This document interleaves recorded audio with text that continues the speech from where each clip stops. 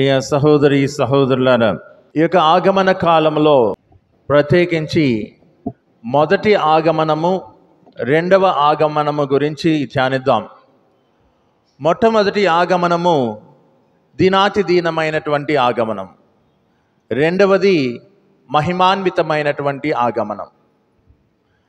ప్రభు యొక్క ఆగమనం మొట్టమొదటిది దీనాతి దీనమైనటువంటిది, రెండవది మహిమాన్వితమైనటువంటిది. మనందరికీ తెలుసు, ఆగమనం అంటే రావడమని, ఆగమనం అంటే నిరీక్షించడమని, ఆగమనం అంటే ఎదురు చూడుచూ ఉండటమని. మరి ఈ యొక్క ఆగమనంలో మొట్టమొదటి ఆగమనం దీనాతి దీనమైనది ఎందుకు అవుతుంది? ప్రభు అయినటువంటి క్రీస్తునాథుడు ఈ లోకానికి వచ్చినటువంటి రీతిని ఒకసారి మనం మనసులోనికి గన తెచ్చుకున్నట్లయితే ఆయన యొక్క మొదటి ఆగమనము దీనాతి దీనమైనది అని అర్థమవుతుంది. ఏ విధంగా? ఆయన పుట్టినటువంటి పరిస్థితి, ఆయన అతి సామాన్యమైనటువంటి కుటుంబాన్ని ఎంచుకున్నాడు. రాజాదిరాజు, ప్రభువులకు ప్రభువు, విశ్వాధిపతి, విశ్వవిభుడు అయినటువంటి ఆ క్రీస్తునాథుడు ఆ దేవాది దేవుని యొక్క చిత్తము ప్రకారము తన ఏకైక కుమారుణ్ణి ఒక సామాన్యమైనటువంటి కుటుంబంలో జన్మింపచేశాడు. మొట్టమొదటి అనాది కాలం నుంచి ఆయన యొక్క ప్రణాళికలో ఎంపిక చేసుకున్నటువంటి మరియ తల్లి ద్వారా ఆయనను ఈ లోకంలో ఆవిర్భవింపచేశాడు. కానీ ఆ ఆవిర్భవింపచేసినటువంటి విధానం ఒక పశువుల పాకలో, పశువుల మధ్య చిమ్మ చీకటిలో ఆయన జన్మించటం, ఆయన రాక చాలా దీనాతి దీనమైనటువంటిది. మీకు అనిపించటం లేదా? చాలా దీనంగా ఉంటుంది ఆ ప్రభు యొక్క రాక మొట్టమొదటిది. కానీ ఈనాడు మనం చదివినటువంటి పఠనం ద్వారా ఆయన రెండవ రాకడ మహిమాన్వితమైనటువంటిది అని చెప్పేసి మనకు తెలియచేస్తూ ఉన్నాడు. లూకా శుభవార్త 21వ అధ్యాయము 27వ వాక్యంలో చూసినట్లయితే, అప్పుడు మనుష్య కుమారుడు శక్తితోనూ మహామహిమతోనూ ఆకాశమున మేఘారూఢుడై వచ్చుటను మీరు చూచెదరు అని చెప్తూ ఉన్నాడు. అనగా ఈ యొక్క రెండవ రాకడ మహిమాన్వితమైనది అన్నటువంటి సత్యాన్ని మనకు జ్ఞాపకం చేస్తూ ఉన్నాడు. అటువంటి మహిమాన్వితమైనటువంటి రాకడ కోసం ఎదురు చూడండి. ఈ మహిమాన్వితమైనటువంటి రాకడ కోసం ఎదురు చూసే ముందు జరిగేటువంటి సంఘటనలు ఎలా ఉంటాయి కూడా మనకు ప్రభువు తన యొక్క వాక్యం ద్వారా తెలియచేస్తూ ఉన్నాడు. ఆ యొక్క సంజ్ఞలు, ఆ యొక్క చిహ్నాలు, ఆ యొక్క గుర్తులు అన్నీ కూడా సూర్యచంద్ర నక్షత్రములలో కొన్ని సూచనల ద్వారా మనకు కనిపిస్తాయి లేదా తెలుసుకోవచ్చు అని చెప్తూ ఉన్నాడు. అంతరిక్ష శక్తులన్నీ కూడా కంపించి వేస్తాయి అంటున్నాడు. మరి ఈనాడు ఖగోళ శాస్త్రజ్ఞులు అంతరిక్షంలో ఉన్నటువంటి అనేకమైనటువంటి గ్రహాలకు ద్వారా వెళుతూ అక్కడ ఏమున్నది, ఎలా ఉన్నది, నివాసానికి యోగ్యమైనదా కాదా అని తెలుసుకోగలుగుతూ ఉన్నాడు. అంత మేధాశక్తిని ఆ భగవంతుడు మనిషికి ఇచ్చి ఉన్నాడు. అంత మేధాశక్తిని ఇచ్చినప్పటికీ కూడా అంత మనిషి యొక్క మేధస్సుకు అలివి కానటువంటి రీతిలో అంతరిక్షము ఇంకా కొన్ని కొత్త కొత్త గ్రహాలు వెలికి వస్తున్నప్పటికీ కూడా దేవాది దేవుడు వాటన్నిటికంటే ఆయన సృష్టించినటువంటి సృష్టికర్త ఈ యొక్క విశ్వానికి విభుడు అన్నటువంటి విషయాన్ని మనకు నేను మేఘారూఢుడై వస్తాను అన్నటువంటి విషయంలో తెలియచేస్తూ ఉన్నాడు. ఆయన సృష్టించినటువంటి ఈ సృష్టి అంతా కూడా ఒక సూచనలు ఇస్తాయి అని చెప్తూ ఉన్నాడు. దేనికి సూచనలు ఇస్తాయి అంటున్నాడు? ఆయన యొక్క రెండవ రాకడకు సూచనలు ఇస్తాయి అని చెప్తూ ఉన్నాడు. మరి ఈ యొక్క రెండవ రాకడ గురించి ధ్యానించేటప్పుడు మనకు ఈనాటి వాక్యాలు, ముఖ్యంగా ఈ యొక్క 3వ పట్టణము ఏం విషయాలను తెలియచేస్తూ ఉన్నది అంటే, మొట్టమొదటిగా జాగరూకులై ఉండండి అంటున్నాడు. రెండవదిగా అప్రమత్తంగా ఉండండి అంటున్నాడు. మూడవదిగా ప్రార్థన చేయండి అంటున్నాడు. మొట్టమొదటిగా జాగరూకులై ఉండటం అంటే ఏంటి? చాలా జాగ్రత్తగా ఉండండి అంటున్నాడు, గమనించమంటున్నాడు. అదేవిధంగా నిన్ను నీవు భగవంతునికి సమర్పించుకొని నీ యొక్క నడవడి, నీ యొక్క జీవిత విధానం, నీ శైలి ఆ భగవంతునికి సమర్పిస్తూ ఆ భగవంతునికి ప్రీతిపాత్రము చేసుకోమంటున్నాడు. జాగరూకులై ఉండండి, ఇష్టం వచ్చినట్లు జీవించవద్దు అంటున్నాడు. నీ ఇష్టానుసారముగా నీ మనసుకు తోచినట్లుగా నీవు జీవించవద్దు అంటున్నాడు. అలనాడు ఆదాము అవ్వలు వారి ఇష్టానుసారముగా ఇచ్చినటువంటి స్వేచ్ఛను సద్వినియోగపరుచుకోకుండా వారి ఇష్టానుసారం వారు జీవించారు. దానికి తగినటువంటి ప్రతిఫలాన్ని వారు పొంది ఉన్నారు.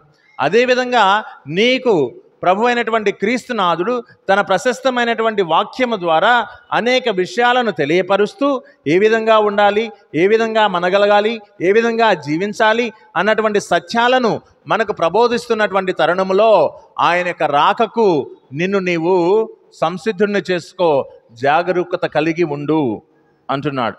ఈ యొక్క సూచనలన్నింటినీ గ్రహించినప్పుడు తప్పనిసరిగా తను మేఘారూఢుడై వస్తాడు అన్నటువంటి విషయంలో విశ్వాసం ఉంచుతూ ఆయన ఈ సృష్టికి నీకు నీ యొక్క ఆత్మకు సర్వస్వమునకు సృష్టికర్త అన్నటువంటి విషయాన్ని గమనిస్తూ గ్రహిస్తూ దాని యందు విశ్వాసాన్ని ప్రకటిస్తూ ఆ విశ్వాసము ప్రకారం జీవించమని జాగరూకులై ఉండమని ప్రతి ఒక్కరిని కూడా పిలుపుస్తున్నాడు. రెండవది చూసినట్లయితే అప్రమత్తంగా ఉండమంటున్నాడు. రక్షణ భాగ్యం సమీపించనున్నది, అప్రమత్తంగా ఉండండి అంటున్నాడు. తరచుగా మనం వింటూ ఉంటాం, లేదా చాలామంది చెప్తూ ఉంటాం, నీవు రక్షణ పొందావా, నీవు రక్షణ పొందావా, నీవు రక్షణ పొందావా. అవును, నేను రక్షణ పొందాను, నేను రక్షణ పొందాను. ఏ విధంగా పొందాను?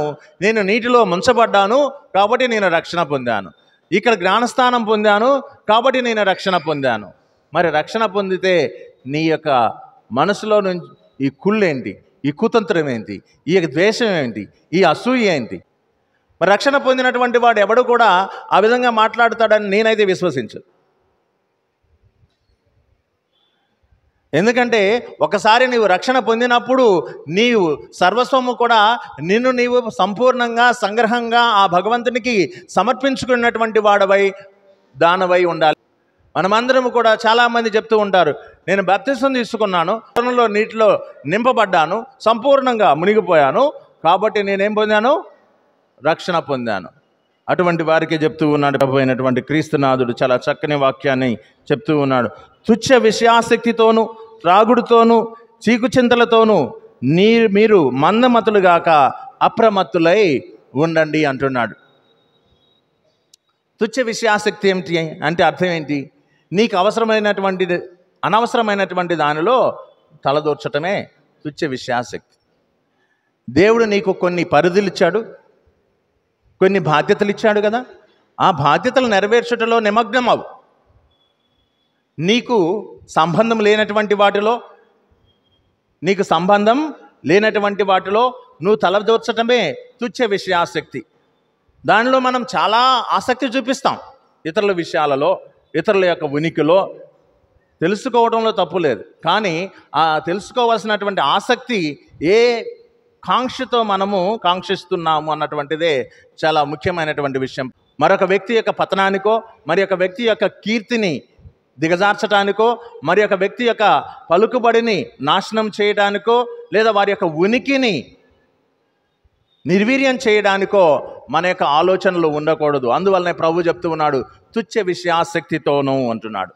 తుచ్చమైనటువంటి అంటే నీచమైనటువంటి అనర్థకమైనటువంటి విషయాలలో తలదూర్చకు, అది నీకు సంబంధించినటువంటిది కాదు. నువ్వు రక్షణ పొందుతున్నాను అంటున్నావు కదా, రక్షణ పొందినటువంటి వాడు ఎవడు కూడా ఈ తుచ్చమైనటువంటి విషయాలలో తల దూర్చడం.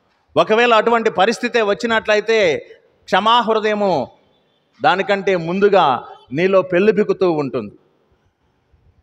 ప్రక్కవారిపైన, ఎదుటివారిపైన, వెనకవారిపైన, నీకంటే ముందు ఎదుగుతున్నటువంటి వాడిపైన, లేకపోతే నీ కుటుంబీకులపైన ఎవరైనా నీకంటే ఉన్నతమైనటువంటి స్థానానికి వచ్చినప్పుడు నీలో ఈ విధమైనటువంటి తుచ్చ విషయాసక్తితో వారి యొక్క దిగజారిపోవడం కోసం కాంక్షిస్తూ ఉంటావే, అప్పుడు అది ప్రభు అంటున్నాడు రక్షణ మార్గానికి అది అడ్డంకు అని చెప్తూ ఉన్నాడు. ఇంకొకటి, జ్ఞానస్థానం స్వీకరిస్తాము, మరియు నీటిలో ముంచబడి లేపుతాం అయినప్పటికీ రెండో వాక్యం చెప్తూ ఉన్నాడు, తుచ్చ విషయాసక్తితోటి పాటు త్రాగుడుతో మమేకమైపోతూ ఉంటాం. చాలామంది మంచి క్రైస్తవులమే, మంచి కథోలికలమే, అయినప్పటికీ సాయంత్రానికి ఎక్కితే గుర్రం ఎక్కటం ప్రారంభిస్తారు. ప్రభు చాలా క్షుణ్ణంగా చెప్తూ ఉన్నాడు. దానికి చాలా దూరంగా ఉండమని చెప్పేసి ప్రభు మనకు ప్రబోధిస్తూ ఉన్నాడు. ఇంకా చీకు చింతలతో, నీకు అనవసరమైనటువంటి వాటితో దేవుడు నీకు శాంతిని, సమాధానాన్ని, ప్రేమను ఇస్తానని చెప్పేసి ఆయన అంతగా ప్రేమతో వస్తే అవి తీసుకోకుండా చీకు చింతలతో మనము విసిగి వేసారిపోతూ ఉంటాం. అటువంటి సమయాల్లో ప్రభు ఏమంటున్నాడు? అప్రమత్తంగా ఉండండి అంటున్నాడు.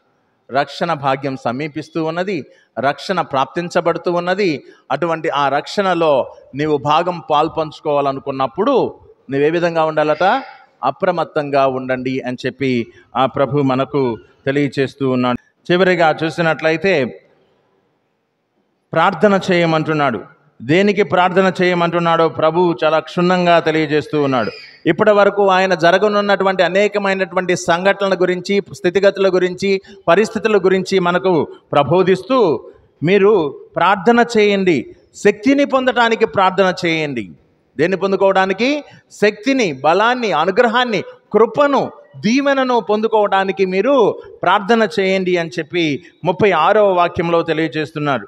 మీరు రానున్న సంఘటనల నుండి రక్షింపబడుటకును, మనిషి కుమారుని సమక్షమ నిలవబడుటకును కావలసినటువంటి శక్తిని, రక్షింపబడటానికి మరియు ఆయన ముందు నిలవబడడానికి కావలసినటువంటి శక్తిని దయచేయమని ప్రార్థించు.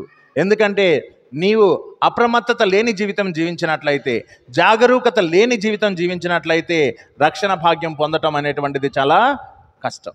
రెండవది, ఆ విధంగా జీవించినట్లయితే ప్రభు ఏం చెప్తూ ఉన్నాడు మనకు? ఆయన ముందు నిలబడటం కూడా చాలా కష్టం.